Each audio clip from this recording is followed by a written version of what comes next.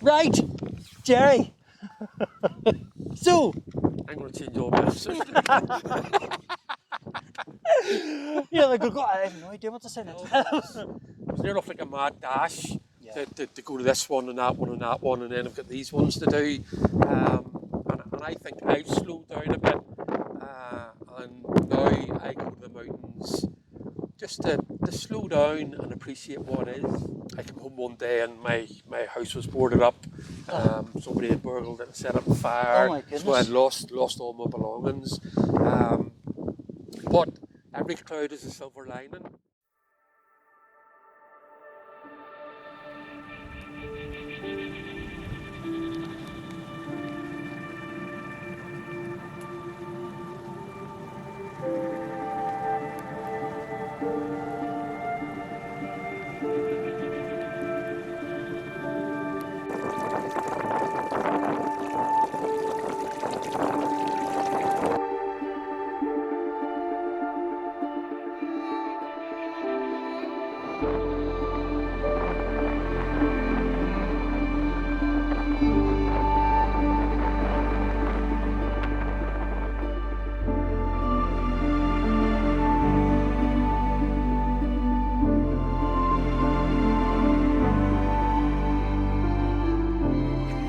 Welcome back, Walkwatchers, to another video in our series when I go up a mountain with a hiker or hill walker that I admire and respect to find out what their motivation and inspiration for exploring the mountains is.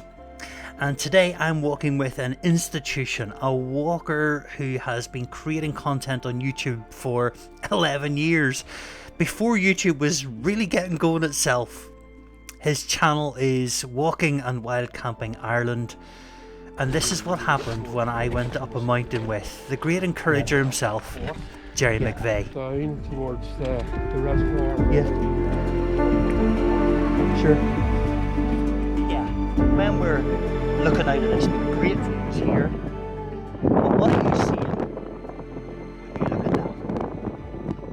I'm just seeing what is. Yeah. You know, just the mist caressing the hilltops.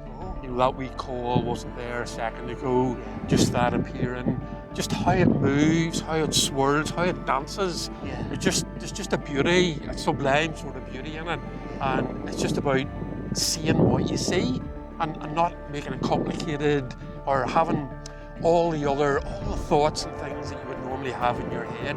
For me, when you're out just looking at what is, that's all's there. Yeah. There's nothing else matters.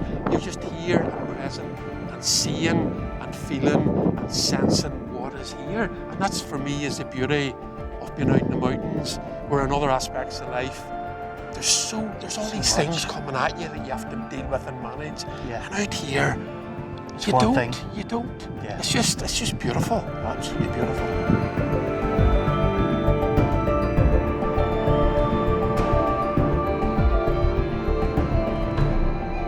The first thing that I noticed about Gerry is that he's so prepared to be in the mountains on any given day. This day threw up some amazing weather for us, and Gerry was ready for it. Love this big rain cloud. It's really quick. If you do that, well, I did say again now they were fast moving, so Yeah. you may get weapon up for long.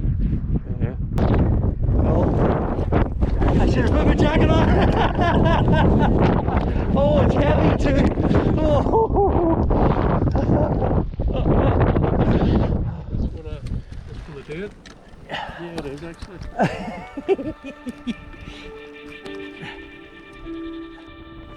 Now, I always say to the folk that I interview, choose a relatively simple route, because there's nothing worse than the interviewer being out of breath and unable to ask any questions.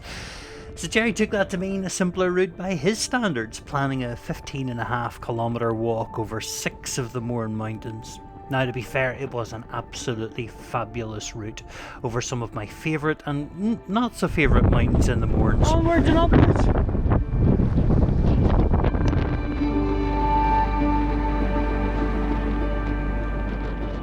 So as you saw at the beginning of the video, we parked at Millmore Lodge before climbing onto Slieve na Glock, and now here on Slieve Cora, and then we went on beyond that to Slieve Comida before we went up on to Slieve Beg and over on to Cove Mountain, not one of my favourites, and Slieve Lamigan here you can just see in front of Gerry.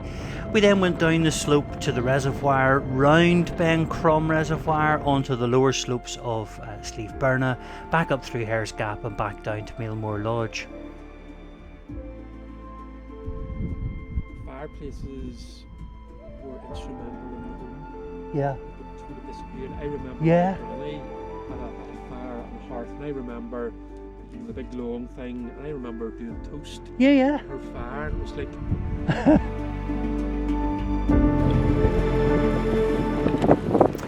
Being out with Gerry is like being in the best therapy session ever. Now, admittedly, I haven't had very many therapy sessions to compare it to, but he had me thinking about my work and education and personal stuff, and it wasn't only the topics that we covered, but also in the silences. You know, we talked about outdoors as a vehicle, as an essential component in education, and that was us discussing fire, or the use of fire with kids. We talked about storytelling and communication and work and YouTube and nature and forestry and illness and families. The man is an open book.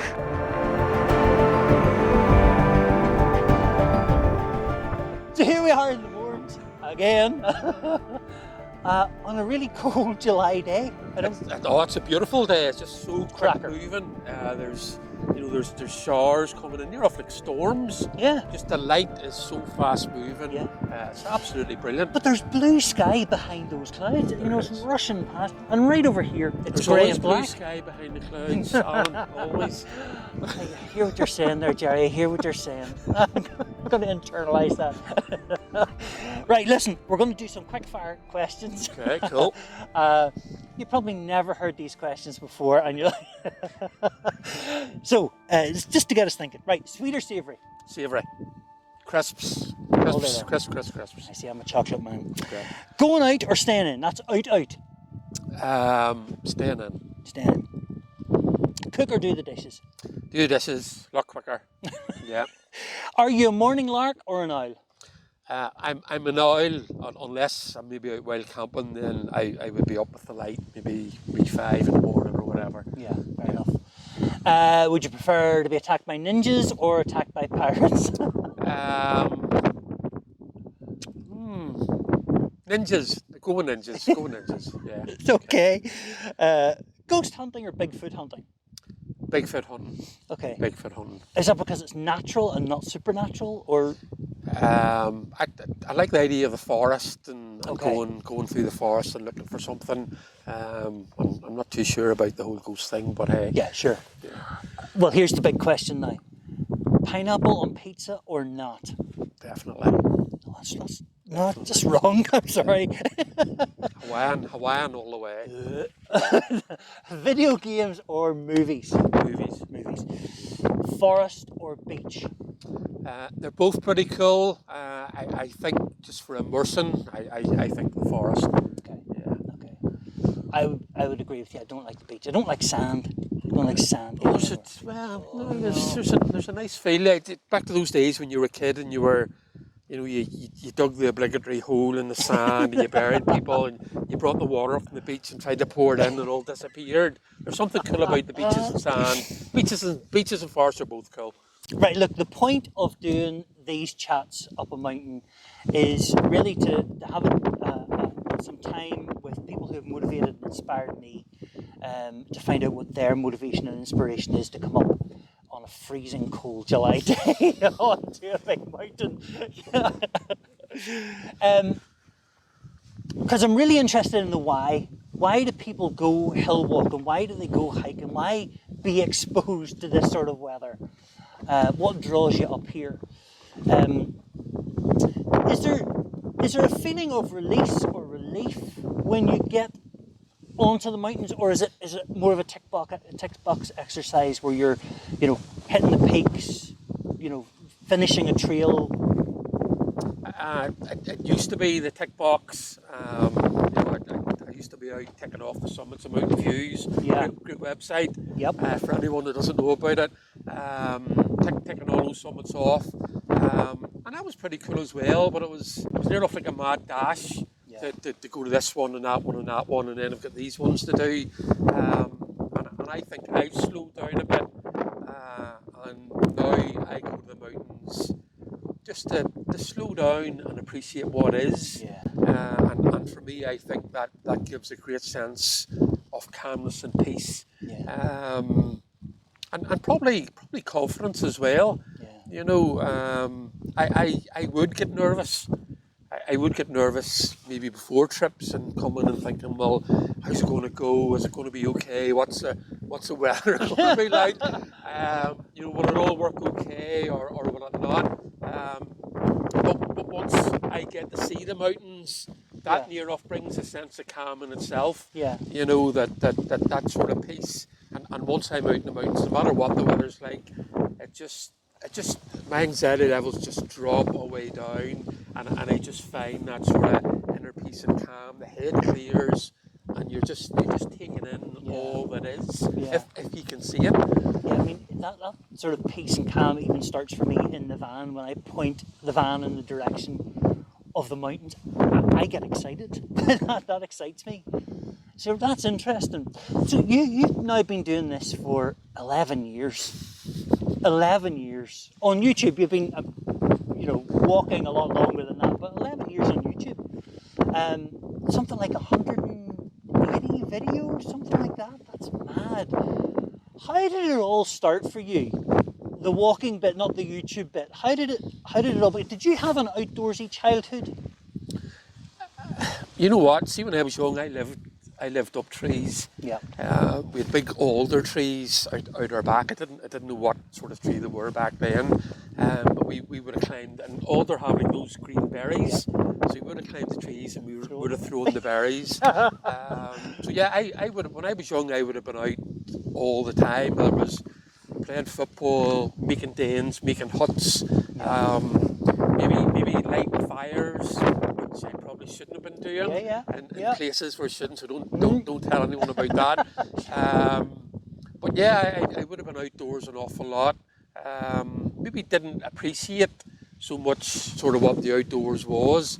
And when we were young, we never had like holidays to Spain or anything. Yeah. When I was young, we would have went to Donegal. Yeah. So we had a big, like a trailer tent thing, a big heavy canvas tent, which you probably would have took about 3 people to lift. Yeah. And what we would have done, we would have went in the car and just found a spot at the side of the road and put this big canvas tent up and would have stayed there for the night. I've heard you tell this story before. This reminds me very much of circuses, not so much family holidays. Were there animals? There was no trapeze. I was going to say, were there animals involved? No elephants or horses or nothing. But for me, those trips to like a Donegal when because we were outdoors quite a bit. Yeah. You know, we would have been at the beaches, would have been in the forests. And near where I live, there's a hill called Tartree, which is sort of the start. After Loch Ness, you have the line Antrim Hills going away north. Yes. It's sort of the first hill, so it's like 10 minutes drive away. And my dad would have taken us up there quite a bit, and we would have walked through the forest. And I think that was the start of something for me about the importance of the outdoors and being in the outdoors with family. That was all with family. So I think I was quite an outdoorsy person. Yeah. Well, when did it sort of translate into the mountain walking, mountain climbing thing? Was there a moment, or did it just sort of happen? I'm not sure if I can tell you that. What I can tell you is that living in Antrim, you can look across Loch Ness to the Sperrin Mountains, and the big mountain there is Slieve Gallion, which runs across, and I often looked across and seen it covered in snow, and I thought, you know what, one day I'm going to climb that mountain and I'm going to be up there, and that's a hill I was actually up at yesterday, so that's a hill I've returned to time and again. I don't think I can tell you when I actually decided to go and walk mountains and stuff. I think it just naturally, gradually happened. Yeah. And I started going the Sperrins, Antrim Hills, then coming to the Mournes. I think when I found Mountain Views, the website, it sort of opened up all these other mountain areas to me, and I thought, I'm going to go and visit these. Yeah. Where did the moment come then when you thought, I need to put this on video, I need to record this? I mean, how do you jump? do you make that jump? I haven't a clue. I haven't a clue. I think if I remember back, I think it was in Slieve Gallion. I'm not sure if it was snowy or something, but I must have had a wee pocket, the wee pocket 35mm camera. I had that for some reason, and I must have discovered there was video on it, and I took like a wee short video of a few minutes. And I obviously then must have created a YouTube account or uploaded it for some reason. I don't know why. Yeah. So if the hill walking and hiking and YouTubing and tweeting is your superpower, what's your day job? What's your normal life like? So I'm a youth worker. Hey! That's what the best people are. 100%. So I've done youth work full time for nearly 20 years, and I've been with the same organisation for nearly 20 years. Which is? Start 360. Okay. So we're a charity. We are a charity that works across Northern Ireland. We work with people in prison. We work with people that are struggling with substance misuse, struggling with mental health. So that's something I've been doing nearly for 20 years. It's an interesting story. I went to university. Sort of when I finished university, my dad died. So quite a young age, maybe early 20s. And that had a really enormous impact on me.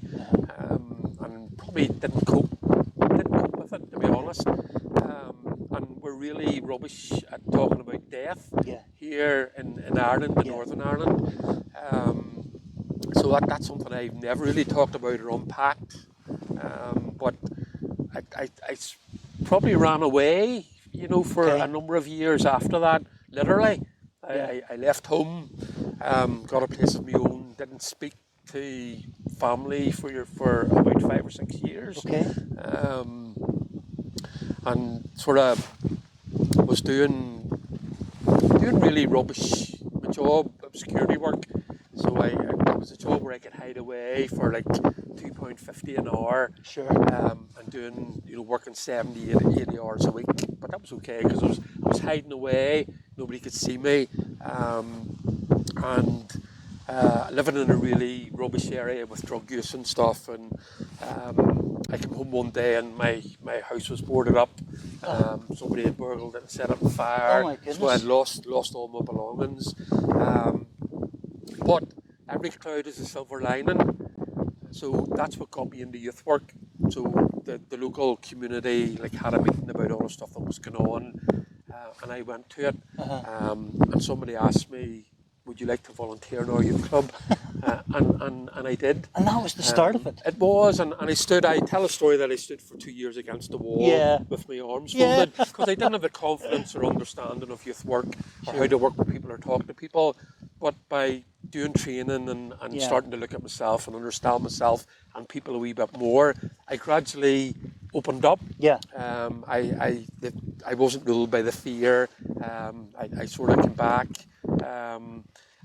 One of the biggest, hardest things I've ever had to do was to go and say sorry to my mum, who I didn't speak to for 6 years, and give her a hug and tell her I loved her. That was a hard thing to do. Yeah. Yeah, so that's that youth work and that journey of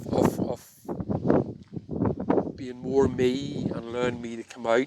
I think that is translated into even the YouTube stuff, where I maybe am more confident in speaking to people and speaking up and showing people, well, this is what I love doing. Here, come along with me and see this journey, and I want to tell you about it. I want to tell you about this. This is important, That's really interesting, because to me the YouTube thing is a conversation.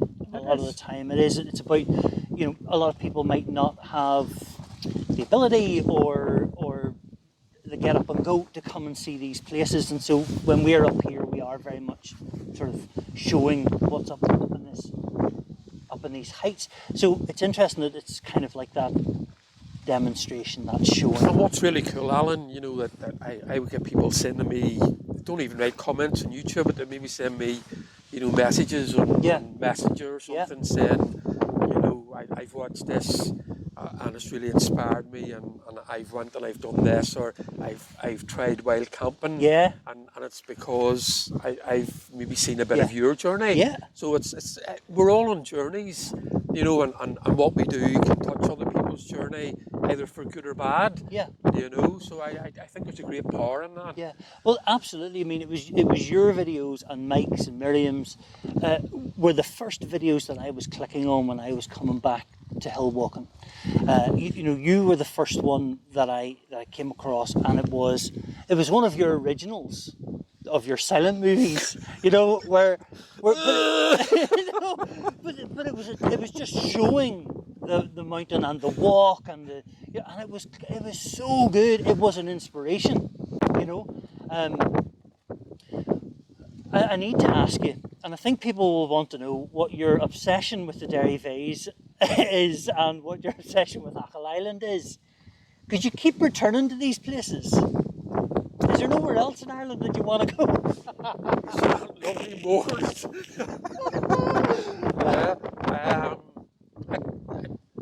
There's something really special about that western part of Ireland, sort of from Donegal down into Mayo, and probably even into Galway. And I think part of it is just how maybe remote and quiet it is. You can go for maybe 2 days at a weekend, Alan, and not see another person. That's right. Like where else in Ireland could you do that? And the same with the Derry parts of the Gerry McVeighs. Parts of the Gerry McVeighs are really busy now. That side with Errigal and what have you on it, which is really, really cool. But that other side of the valley, where you have the Poison Glen, round Sleeve, Snack and Dewis, that is a place where you could just lose yourself, literally.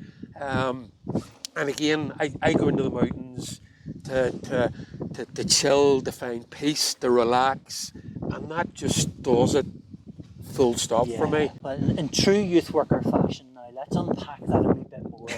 Let's just open that up and discuss that a wee bit further. Because your videos have evolved over time, obviously. I mean, this journey that we're on and with YouTube, that has changed. You've moved from, and we talked about this earlier on, where you didn't speak and there was lots of music, to where there's no music and it's all natural sounds, and you very much are the presenter of the place. What was the change for you? Why did you want to change that? I suppose I was being more honest. Okay. I think I probably always wanted to talk and maybe tell people, because you can show people, but I think actually engaging maybe a bit more with people and telling them what you're feeling, what you're sensing, what you're getting out of this. Though again, I didn't have the confidence to do that. Okay. I didn't have the belief in myself that I could do that. And again, you say 11 years, so it probably took, 6 or 7 or 8 of those years for me to build up to that. And probably part of that was a bit like yourself, watching other people and maybe getting confidence from other people's journeys. Yeah. And saying, well, if he can do it or she can do it, I can do it too. Yeah. And then can I tell my famous story? Absolutely, go for it. So my famous story is the fox at Bencrome Reservoir, where I was bivvying, and I woke up in the middle of the night and my pack had disappeared, and it had moved about maybe 30 or 40 feet, and there was a fox at it, eating it, trying to get the food in, or food out, and I was up in the middle, maybe 2 a.m. in the middle of the night, at Bencrome Reservoir, shouting at this fox at the top of my voice, "Go away! Go away!" and trying to chase it away. And it took it about 4 or 5 goes before it disappeared. But that was the first time I spoke on a video, because I thought, I need to tell somebody. I'm so excited about this. I need to tell somebody what has happened to me here. And you couldn't have done that without actually speaking. So that was the first time I spoke in a video. And I think that, well, it was okay. It was grand. There was no big deal about it. So my confidence has grown and grown. One of the questions that I've been kind of debating is, whether as walkers we are running away from something or running to something. Something down there is, you know, motivating us to get up here, or is it something up here that's drawing us up? What do you think? Wow. I think I'm drawn to the mountains. Okay. I think there's a pull that pulls me not just to the mountains. I love the coast. I love islands. Yeah. I love forests. I love beaches. There's a draw, I think, to being out among nature. And I'm just going to say, there's a big raven has just been sitting over there, and he's just over there, keeping an eye on us. He's the size of a chicken. Yeah, and it's just amazing. Yeah. You know, these things, and I think it sort of reinforces itself. When you're out in the mountains and you get certain experiences, Yeah. it just makes the pull even greater, that you want to go back and you want to experience some of the wow moments. And I do show those in the videos because literally that's what I do, whether there's a camera there or not. It's like, wow. And we were doing it a bit today, Completely get that. because the cloudscapes today, the lightscapes, and they were just awesome. Yeah, Absolutely people awesome. say that every day in the mountains is different. It's not. It's every minute to minute. It's different, you know, with clouds shifting this fast. It's superb. Yeah. Is there a favourite Gerry walk, trail, spot, place? That's a difficult question, because there's lots of places I could probably tell you about. If there's a place I keep coming back to regularly, it is maybe the Lake of Sleeve Galleon, or some of those hills in the Sperrins. But the Sperrins is your kind of local patch. The Sperrins and the Antrim Hills would be the closest mountains. Right. I think the Sperrins have a bit more draw, because they're a bit higher and stuff. Yeah. You know, the Antrim Hills, even though they're brilliant, they can be a wee bit sort of boring, maybe is the word. I don't know. Although there's some great walking there too. Yeah. But there's just a wee bit something more in the Sperrins. So yeah, that would be probably my go-to place for local walking. I love Bannockburn Glen in the Sperrins.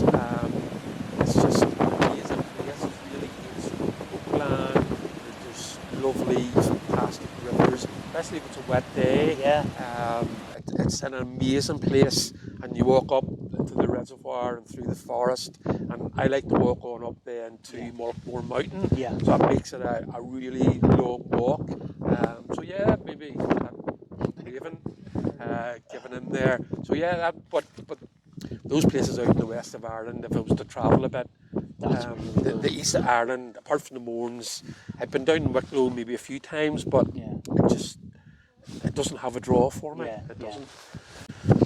Well, look, Gerry, this has been fantastic today to get time with you to talk about all of this stuff. So thank you for taking the time out today to do this in the cold and wet July. It's lovely.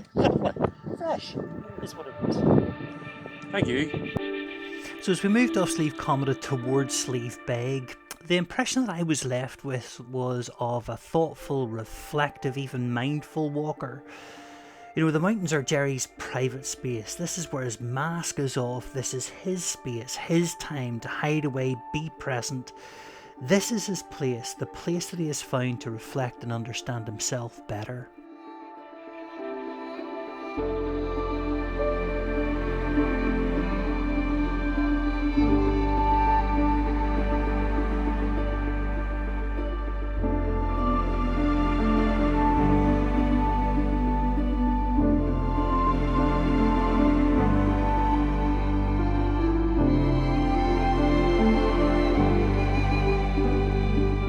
So our route took us to the top of the Devil's Coach Road again, and I love this place. And you can see here again that the weather has changed. It's now sunny here at the top of Slieve Beg. We had rain, we had a cloud, we had windy, it was blustery. Now it was sunny and warm, it had been cold, it had been misty, but look at this view down the Alyn Valley. Then it was on the Cove Mountain. Not one of my favourite mountains now, it's a bit of a tough climb from Slieve Beg, but look at the views out over Slieve Donard and Slieve Comida. Just stunning!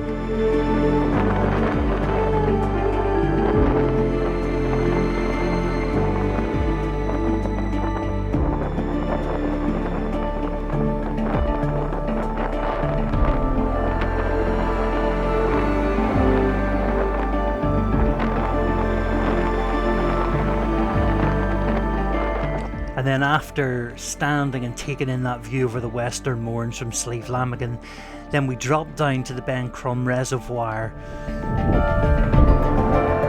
So this is the home stretch up along Ben Crum Reservoir, one of my favourite places for walking, and no doubt one of Alyn's favourite places for walking now as well. But we've had an absolutely superb day here in the Mourne Mountains. I think we've had just about every type of weather that you can imagine. But we were just talking and we said we wouldn't change a thing. You know, it's been heavy rain, it's been cold, it's been windy, it's been misty. It's now warm.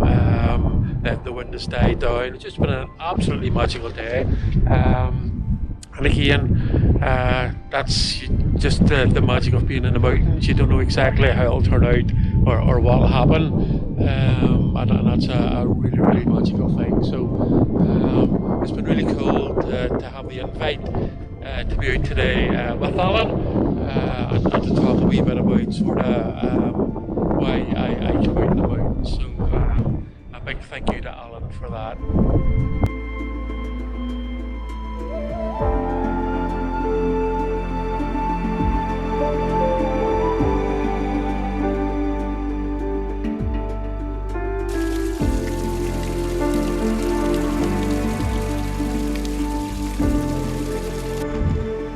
Then it was time really to push for home, so here's us coming along by the Ben Crum Reservoir, and you can see at this stage it's still lovely and sunny, but that soon changed because the rain was coming in thick and fast. We were drenched. But places like this, not necessarily this weather, but for Gerry, places like this bring him great freedom, a place to understand himself better.